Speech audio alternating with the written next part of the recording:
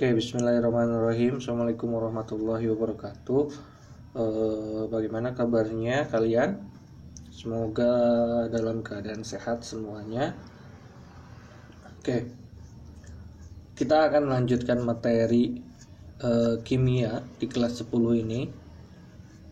Kita akan lanjutkan pada materi sifat-sifat periodik unsur ya. Nah, yang akan saya jelaskan pada kali ini apa aja sifatnya. Yang pertama itu ada jari-jari atom, ya. Ini jari-jari atom. Terus yang kedua ada energi ionisasi. Yang ketiga ada afinitas elektron. Yang keempat ada keelektronegatifan. Nah, sebelum saya jelaskan satu persatu, sebetulnya semua atau keempat sifat ini didasari oleh interaksi ya. Interaksi antar siapa? Oke. Kita tahu sebelumnya suatu atom itu punya inti atom ya. Oke. Dan punya kulit. Oke. Dan punya kulit. Di inti atom ini ada apa aja di inti atom? Ada proton dan ada neutron. Oke, sedangkan di kulit, nah misalkan di sini ya, di kulit itu ada elektron. Oke, ada elektron. Ini elektron. Tapi, nah ya, elektron yang berada di kulit terluar itu istimewa. Oke. Elektron yang berada di kulit terluar itu istimewa dan dia disebut dengan elektron valensi. Nah, jadi elektron valensi itu elektron yang berada di kulit terluar. Nah, keempat sifat tadi ya, mereka rata-rata dipengaruhi oleh interaksi antara inti atom ya dengan elektron yang berada di kulit terluar, yaitu elektron valensi. Oke. Selanjutnya saya akan jelaskan satu persatu ya. Oke. Pertama nih, kita punya jari-jari atom. Dari katanya juga sudah jelas ya, jari-jari atom. Oh, ini ada hubungannya dengan bulatan ya, roda atau sebuah lingkaran kayak gitu ya. Oke. Coba lihat gambar ini ya. Tadi di inti atom kita sudah jelaskan. Nah, kita sudah tahu ya. Di inti atom itu ada proton dan neutron. Oke. Dan ini kulit terluarnya. Oke. Ini kulit terluar. Jarak antara inti atom ya dengan elektron valensi. Nah, saya tambahin ya di sini. Ini elektron valensi. Oke. Itu disebut dengan jari-jari atom ya. Jadi jarak antara elektron valensi dengan inti atom itu kita sebut dengan jari-jari atom. Oke. Terus apa aja yang mempengaruhi jarak antara inti dengan elektron valensi di kulit ya? Yang pertama itu adalah jumlah kulitnya. Oke. Kebayang nggak? Semakin banyak kulitnya berarti atomnya semakin besar. Jika atomnya semakin besar berarti jari-jarinya pun semakin besar. Nah, kalau belum kebayang, coba lihat gambar ini ya. Nih, di gambar ini kita punya Na yang mempunyai 3 kulit, K 4 kulit, Rb 5 kulit, dan Cs 6 kulit. Nah, keempat atom ini memiliki kulit yang berbeda. Siapa yang lebih besar? Otomatis si CS6 kulit.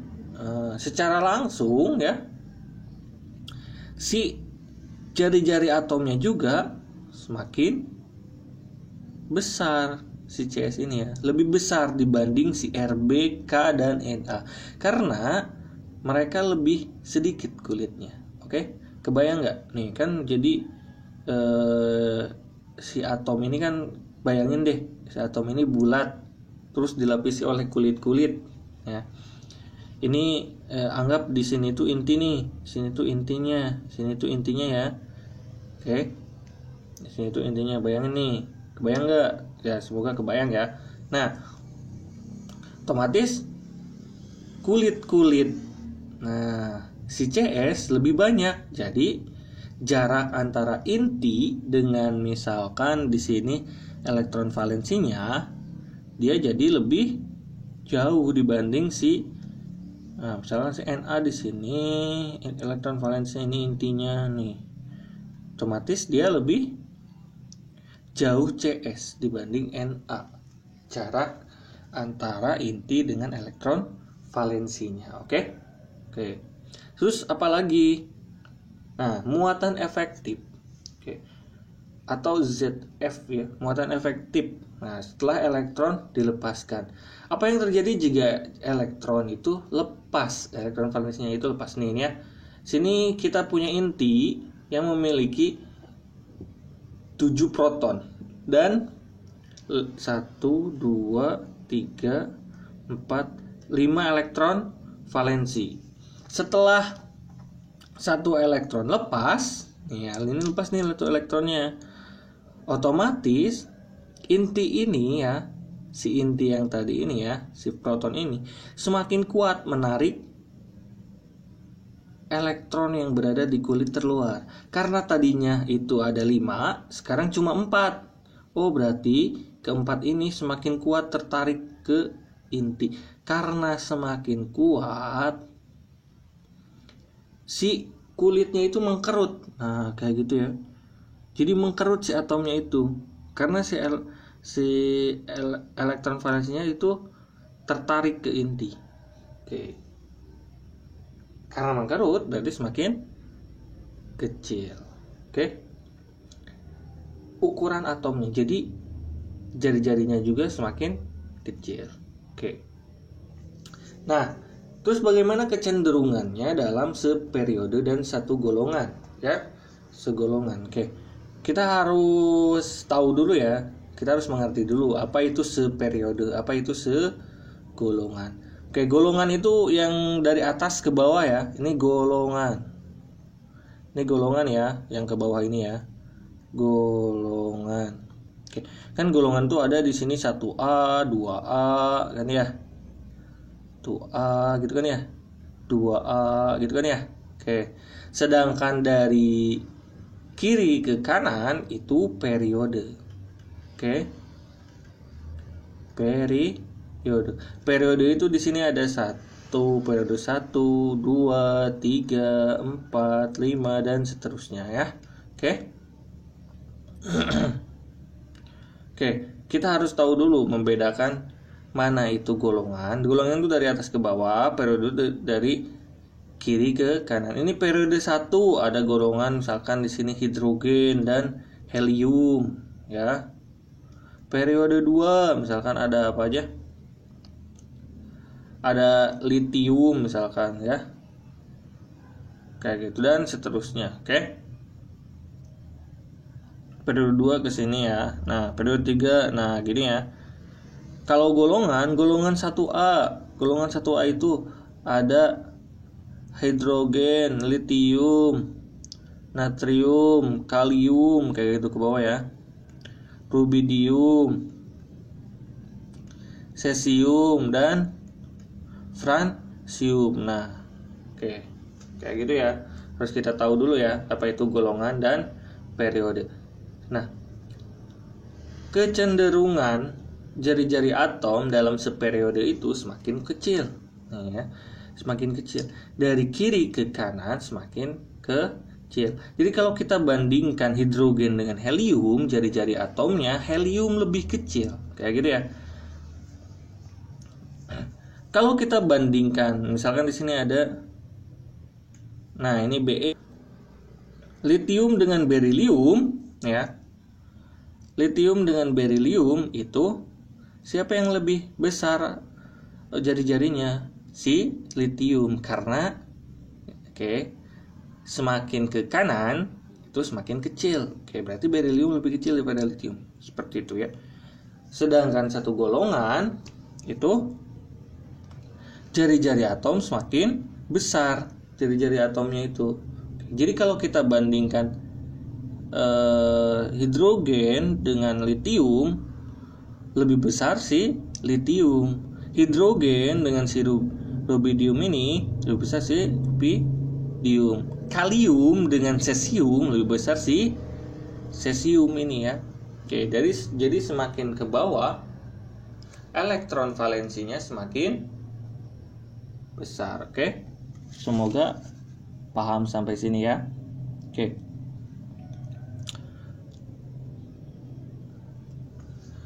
Kenapa bisa seperti itu? Saya akan jelaskan ya. Pada yang satu golongan ya, ini golongan ya. Oke. Perlu diingat dalam satu golongan kulit bertambah. Oke. Dalam satu golongan kulit bertambah. Karena kulit bertambah berarti ukuran atomnya semakin besar. Kita lihat ini ya, cesium dengan natrium kulitnya lebih besar daripada kulitnya lebih banyak daripada natrium. Sehingga cesium ukuran atomnya semakin besar dan jari-jari atomnya juga semakin besar. Itu menyebabkan kenapa dalam satu golongan dari atas ke bawah ya, dari atas ke bawah semakin besar. Sedangkan dalam satu periode ya, dari kiri ke kanan semakin kecil. Kenapa? Karena jika kita perhatikan dalam satu periode itu dia sama kulitnya. Kalau dia periode misalkan ini kalium ini 1, 2, 3, 4, periode 4 ya, dia kalium, kalsium, gallium, bromin itu periode 4 semua. Oke. Dia punya 4 kulit semuanya. Oke, coba perhatikan. Mereka sama-sama punya 4 kulit. Nah, berarti ukuran atomnya sama, hampir sama ya. Ukuran atomnya hampir sama karena dia punya 4 kulit. Apa yang membedakan mereka? Yang membedakan itu adalah jumlah proton ya di intinya. Oke, si kalium sama si kalsium protonnya lebih besar si kalsium. Artinya tarikan intinya, nah, misalkan dari ini ya, elektron valensi ini inti ya. Tarikan intinya ke dalam intinya itu lebih kuat. Oke. Nah, ini lebih kuat karena dia punya proton lebih banyak. Oke. Dia punya proton lebih banyak. Si bromin juga protonnya lebih banyak lagi. Oke. Sehingga tarikan intinya lebih kuat. Oke, dalam satu periode dari kiri ke kanan, ingat ya, yang dibahas itu tarikan intinya. Oke, kenapa tarikan intinya lebih kuat? Karena protonnya lebih banyak dari kiri ke kanan ya, semakin banyak. Sehingga ukuran atomnya mengecil. Otomatis jari-jarinya pun mengecil. Oke.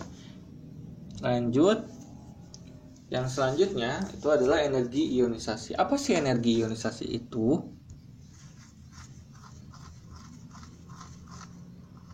Energi ionisasi ini lihat ya, perhatikan ya. Energi ionisasi nih, saya gambarkan ada suatu atom litium ya. Dia punya satu elektron valensi. Nih elektron valensinya ya. Elektron valensi. Oke. Dia lepas elektron valensinya satu elektron sehingga dia menjadi suatu ion. Oke. Saat pelepasan ini dibutuhkan energi. Oke. Ya, dibutuhkan energi. Oke? Jadi apa itu energi ionisasi? Energi ionisasi itu adalah energi minimum yang diperlukan untuk melepas secara sempurna satu elektron valensi pada tingkat dasar atom atau dalam wujud gas. Oke.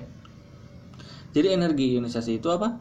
Energi yang diperlukan untuk melepas satu elektron valensi ya secara sempurna. Apa yang mempengaruhi energi ionisasi? Kita akan jelaskan berdasarkan sifat kecenderungannya dalam seperiode dan segolongan. Energi ionisasi dari kiri ke kanan semakin besar, sedangkan dari atas ke bawah atau dalam segolongan itu semakin kecil. Kenapa hal itu terjadi? Oke, hal itu terjadi mengapa dalam satu golongan energi ionisasi semakin kecil dari atas ke bawah ya. Kita lihat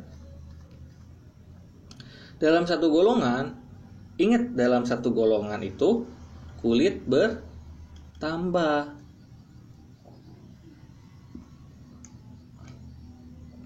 Karena kulit bertambah, ya kita bandingkan ini energi ionisasi. Ini elektron valensi misalkan ya. Ini elektron valensi ya. Elektron valensi, ini elektron valensi misalkan di sini ya. Ini intinya.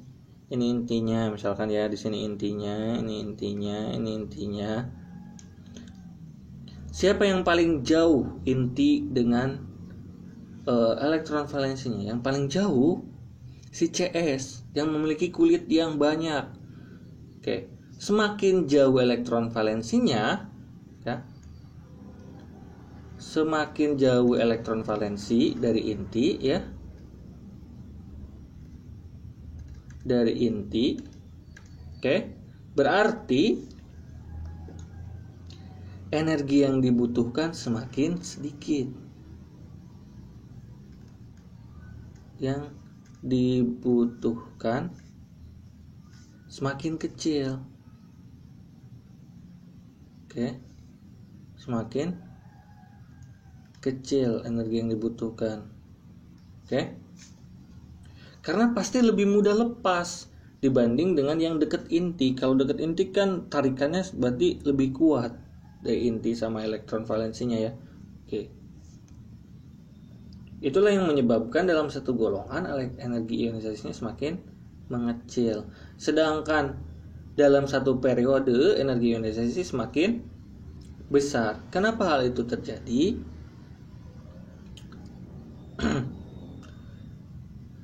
Coba cek ya, coba cek. Dari kiri ke kanan ya. Pertama, kulitnya itu sama ya. Ini kulitnya sama. 1 2 3 4 kulit ya. Oke. Yang bedanya apa tadi? Dalam satu periode jumlah proton ya, jumlah proton bertambah.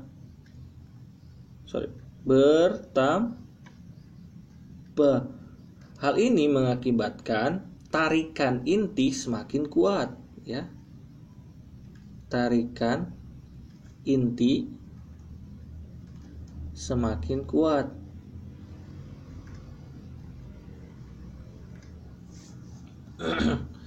Tarikan inti semakin kuat. Jika tarikan inti kuat, berarti elektron valensi sulit lepas. Ya. Sulit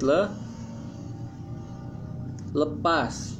Jika tarikannya kuat, berarti elektron valensi sulit lepas. Ini yang mengakibatkan energi ionisasinya semakin besar. Jadi semakin banyak membutuhkan energi untuk melepas satu elektron ya, dari kiri ke kanan. Oke, semoga dapat dipahami. Selanjutnya, afinitas elektron. Nah, ini kebalikan dari si energi ionisasi. Kan energi ionisasi ketika suatu atom melepas satu elektron. Nah, bagaimana kalau si atom ini menerima elektron?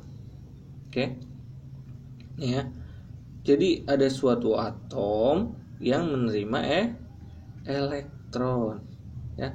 Misalnya jadi X min lah kayak gitu ya. Oke, kemarin kan jelaskannya itu berarti dia anion, oke, bentuk anion. Oke. Apa itu afinitas elektron? Afinitas elektron adalah perubahan energi yang menyertai penengkapan satu elektron, oke, oleh suatu atom dalam wujud gas. Ingat ya, harus ada catatannya dalam wujud gas ya. Oke.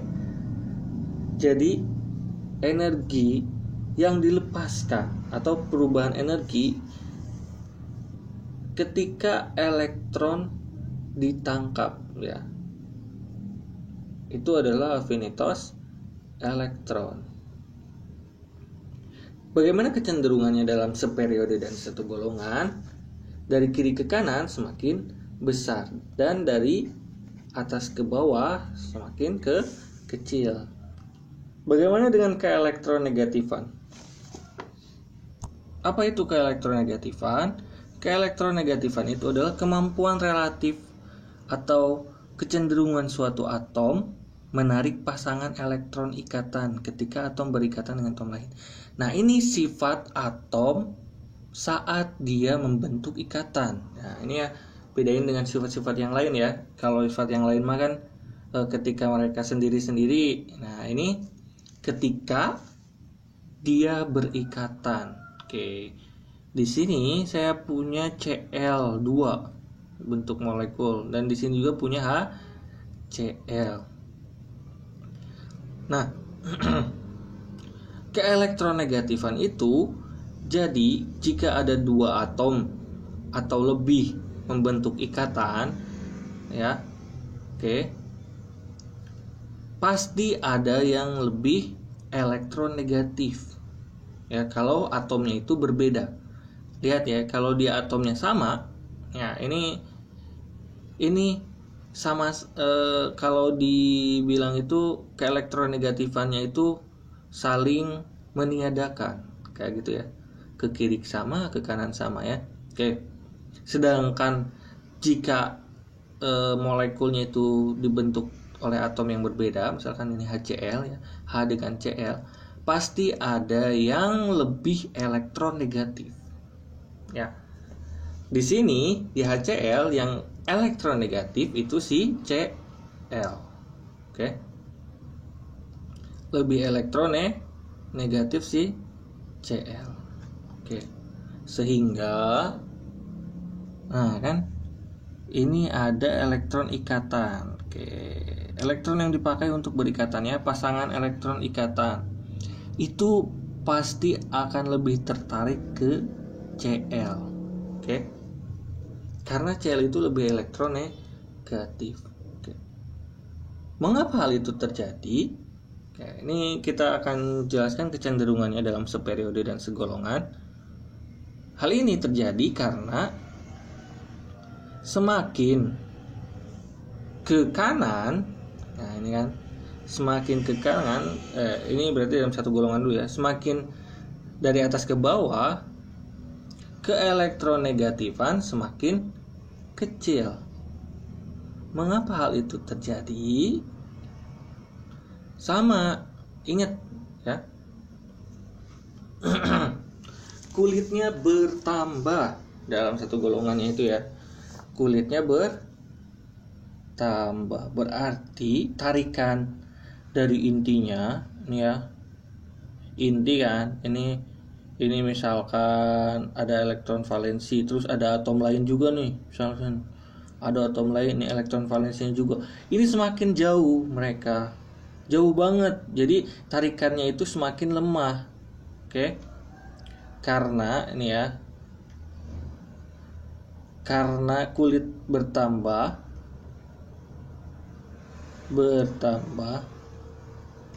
maka tarikan inti lemah. Oke. Sehingga keelektronegatifan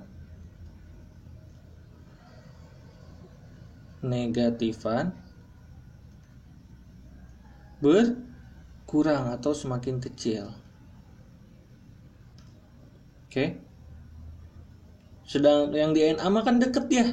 Oh, berarti dia pasti lebih besar ke elektronegatifannya. Oke. Sedangkan dalam satu periode keelektronegatifan semakin besar. Mengapa?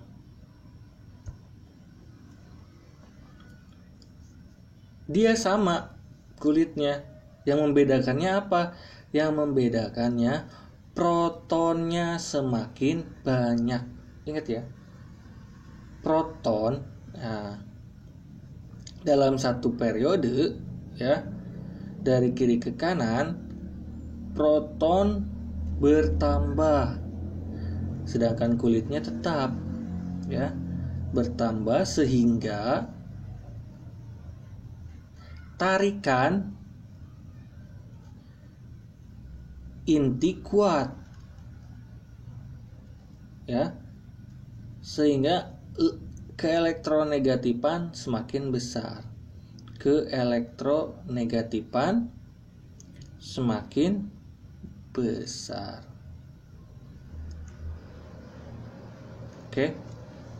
Jika ditanya, Pak, siapa yang paling besar keelektronegatifannya, unsur apa?